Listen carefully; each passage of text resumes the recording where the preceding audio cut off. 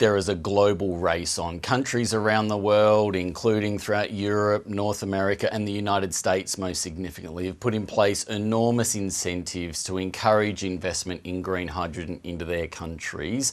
And this step, these commitments from the Australian government in this budget ensure that we're back in the race. We've got some of the world's best renewable resources.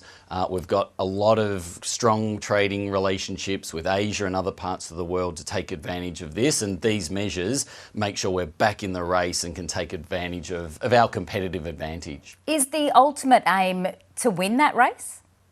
Well, it absolutely is. This is an extraordinary opportunity. The challenge for the world is to decarbonise all parts of their economy over the next couple of decades.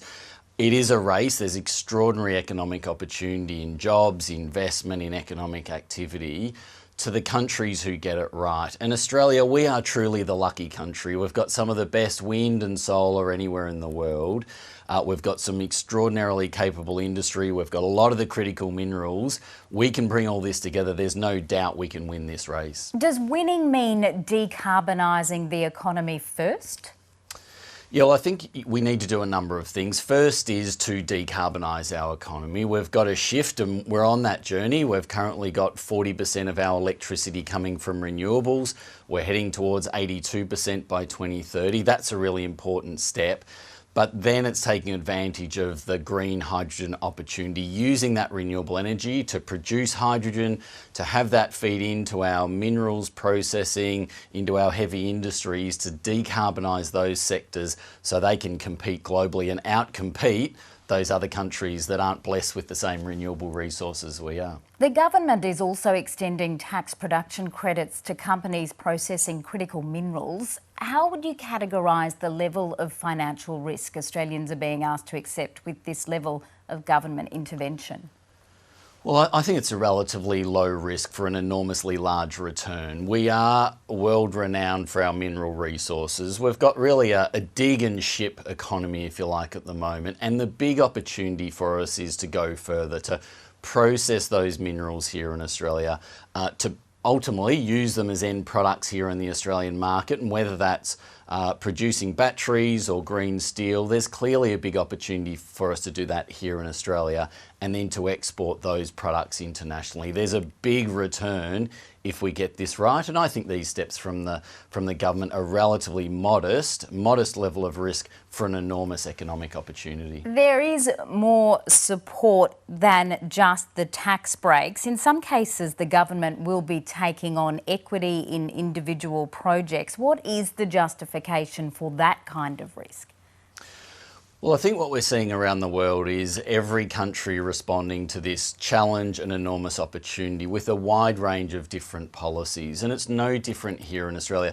We can do nothing. We can sit and let the market rip, and ultimately investment will go to those other countries. Or we can do what this government is doing, which is put in place a range of, I think, quite smart and sensible policy measures that level the playing field, that will ultimately mean that investment, and whether it's in manufacturing some of the critical clean energy components, whether it's producing green steel, whether it's manufacturing batteries, all of these things are massive opportunities for Australia.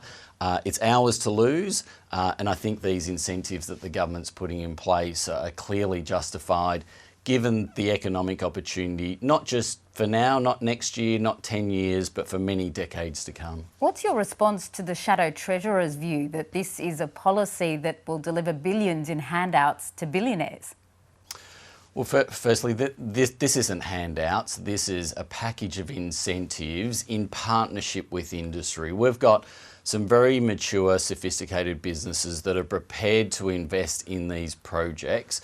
By that investment, they'll create many tens of thousands of jobs in rural and regional Australia, and they'll set us up to have export industries which will replace our old fossil fuel parts of the economy, create jobs, create investment and a strong economy for many decades to come. And you know, the reality is these are sophisticated companies, these are complex projects, and in partnership with government. There's no doubt this is the right thing to be doing. The opposition has vowed to block these measures.